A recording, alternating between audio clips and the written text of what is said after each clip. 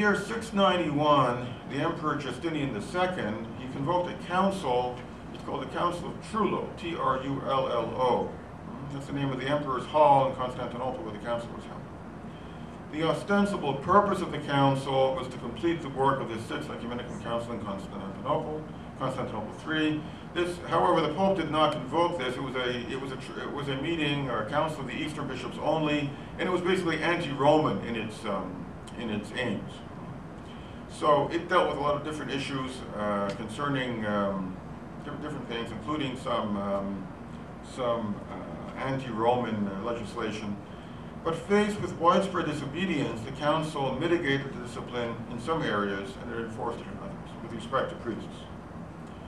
So Canon 3 said no remarried man can be ordained. That was the first one. No man who had married a widow could be ordained. And a cleric's widow could not remarry. Why not? Suppose a man, a cleric's widow, had the priest had died. Why couldn't his widow remarry? It was because when he was ordained, she had to take a vow of continence also. So she couldn't remarry because her marriage could not be consummated. Clerics who were not married when they were ordained could not get married. It was an impediment for marriage. Why? Well, the same reason. Because since the priest had to be continent, then the marriage could not be consummated. So priests were not allowed to get married. Canon 12 said the bishops had to put away their wives. So insisting again that they must not have sexual relations with their wives. So they put them away. They could not live under the same roof at all. In the West, the bishop's residence tended to be sort of a mini monastery, and the women and men would live in different parts, whereas in the East that wasn't happening, and so the legislation was that the bishop had to chase his wife out of the house, basically, had to separate from the wife. Now, Canon 13 was the one that mitigated the long-standing rule. It allowed married deacons and priests to continue having conjugal relations with their wives, only practicing a temporary continence, and that temporary continence was construed as meaning the day before they celebrated Mass, the day of Mass, and the day after. So that was the temporary continence that was supposed to be practiced by priests. So this changed everything. So from this moment on, basically the Eastern Church, they gave up in trying to enforce this and tried to mitigate it somewhat to make it more palatable. That council also maintains that it's basing itself on the Council of Carthage in 390 that we already looked at, but it quoted that council selectively, and it basically, it really wasn't following it, it was contradicting it. So it distorted its meaning. Carthage had mandated total continence and not temporary continence. So both Rome and the Council of Trullo, they based themselves on the apostolic origin of continence, whether temporary or permanent. See, the Council of Trullo referred to St. Paul's admonition that spouses can, for a while, live temporary continence among each other for a while, for ascetical reasons.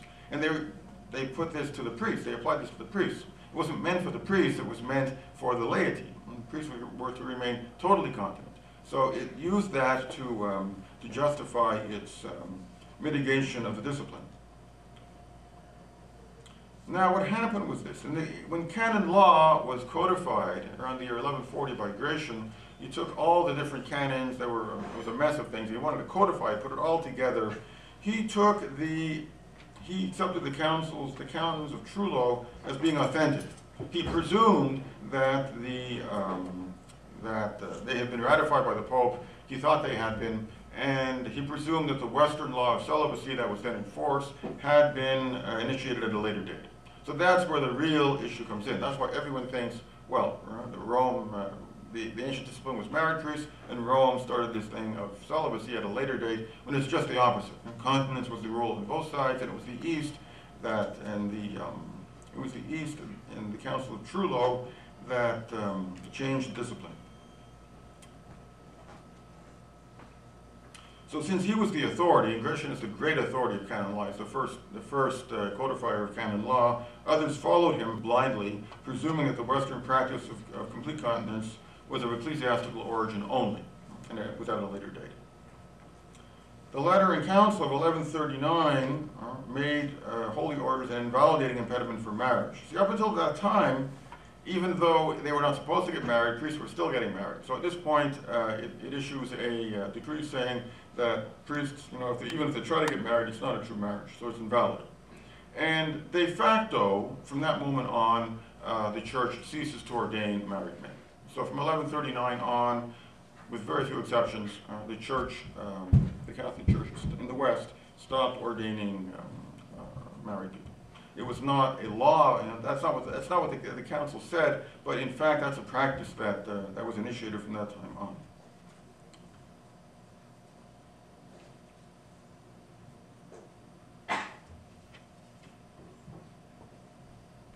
So in the West, then, you have repeated legislation right through to the Council of Trent, in which the ban on priests having conjugal relations with women, it continues. But as I say, and it gets better, but really from the Council of Trent on is when it really becomes it really bears fruit.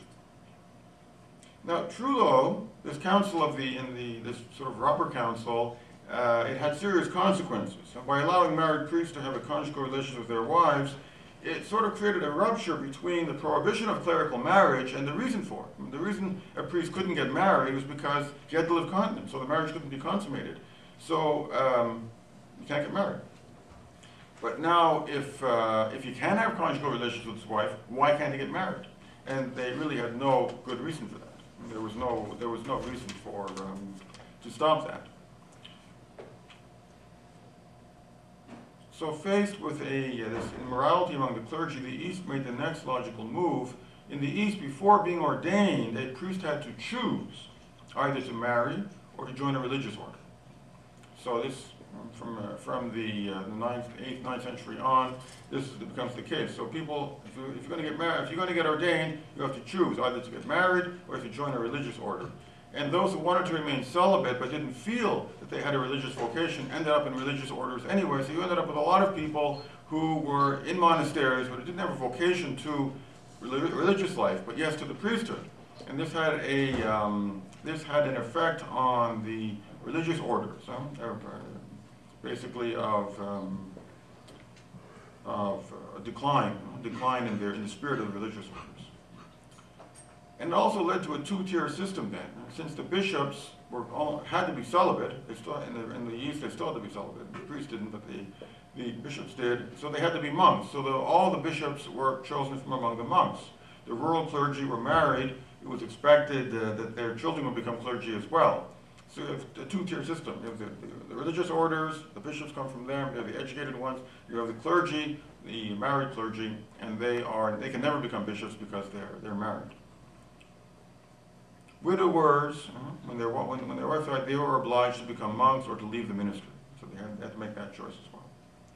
So this is also mitigated over the centuries, right? But that was the situation back when 10th, 11th century. Now, Trullo had stipulated that priests have to abstain from conjugal relations on the day they celebrated Mass, day before, day after. So that meant that married priests could no longer celebrate daily Mass, maybe twice a week or once a week. And in the end, outside of monasteries and Eastern churches, you only have Masses on Sundays, and there's no daily Mass if the priest was married.